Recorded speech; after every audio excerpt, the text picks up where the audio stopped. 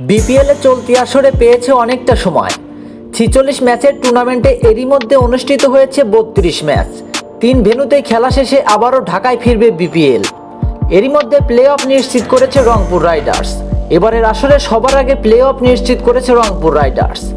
টানা 8 ম্যাচ জেতে রংপুরের জয়যাত্রা থামিয়েছে দুর্বার রাজশাহী। 9-1তে হারা রংপুর আপাতত 8 জয় নিয়ে রয়েছে পয়েন্ট তালিকার শীর্ষে। আর একটি ম্যাচ জিতলে সেরা 2 থেকে কোয়ালিফায়ারে খেলতে পারবে রংপুর রাইডার্স। প্লে অফ নিশ্চিতের লড়াইয়ে এগিয়ে রয়েছে ফরচুন বরিশাল ও চিটাগাং কিংস। 8 ম্যাচের 6টিতে জিতেছে বরিশাল। তাদের প্লে অফে খেলতে হলে বাকি 4 ম্যাচের একটি জিতলেই হবে। 9 ম্যাচের 5টিতে জেতা চিটাগাং কিংসকে বাকি ম্যাচগুলো 2টিতে জিতলেই চলবে। সেরা 4-এ থাকতে হলে বাকি 3 ম্যাচের 2টিতে জিততে হবে খুলনা টাইগার্সকে। সবশেষ ম্যাচে সিলেটকে হারানো খুলনা অনেকটাই এগিয়ে বাকি দলগুলোর চেয়ে।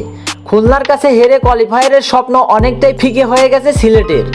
একইভাবে প্লে অফের আশা অনেকটাই শেষ ঢাকা ক্যাপিটালসের। 10 ম্যাচের 3টিতে জেতা দলটির বাকি ম্যাচগুলো জিতলেও তাকিয়ে থাকতে হবে অন্য দলগুলোর দিকে। এবারের বিপিএল এর অন্যতম বিতর্কিত দল দুর্বার রাজশাহী রয়েছে কোয়ালিফায়ারে খেলার সুযোগ। সেক্ষেত্রে বাকি থাকা 2 ম্যাচই জিততে হবে দলটিকে। দলগুলোর পয়েন্ট সমান হলে বিবেচনায় আসবে রান রেটের হিসাব। সেখানে বেশ পিছিয়ে পদ্মাপাড়ের দলটি। সব মিলিয়ে বেশ জমজমাট সমাপ্তির অপেক্ষায় রয়েছে বিপিএল। প্লে অফের আগে ঢাকা পর্বের ম্যাচগুলো শুরু হবে আগামী 26 জানুয়ারি থেকে। 46 ম্যাচের এই টুর্নামেন্টের ফাইনাল অনুষ্ঠিত হবে আগামী 7 ফেব্রুয়ারি।